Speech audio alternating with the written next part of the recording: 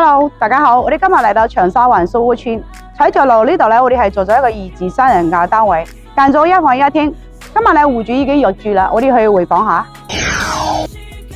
入門口位咧，呢度係做咗一個獅子櫃，上下咧係做咗一個魚壺。戶主咧係主要係揀咗白色以木紋色為主嘅，牆色咧都係用咗白色。地磚咧係用咗咧成紋咧嘅地磚。呢度係一個細細嘅一個餐台，加埋一張細細啲嘅梳化，好靚嘅一個地磚擺喺呢個位置，可以睇下。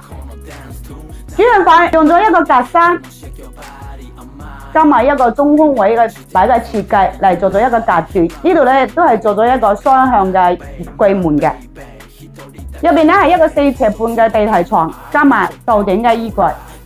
轉過嚟呢邊咧有一個歐大位，歐大位咧呢度係做咗一個梳妝台，加埋側邊咧係有一個鏡櫃嘅。歐大位轉過嚟咧呢邊咧係做咗一個好薄嘅一個窄窄地嘅電視櫃，上面都可以係擺咗一個好大嘅電視機。我哋係睇下廚房位置，廚房位置咧係下戶咧係做咗一個鋁箔板嘅吊頂，上下咧係做咗一個地櫃，中間位置咧係做咗一個轉角形嘅呢個洗菜盆。我哋睇下呢邊。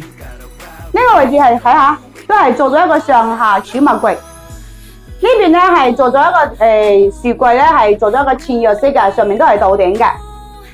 廁所咧係做咗一個 PD 門嘅效果，可以睇下。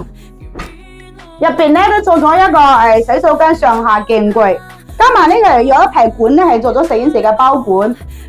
嚟緊咧我哋裝修完工咧係有好多單位嘅，俾大家參考嘅。有興趣嘅朋友咧可以 PM 我哋嘅。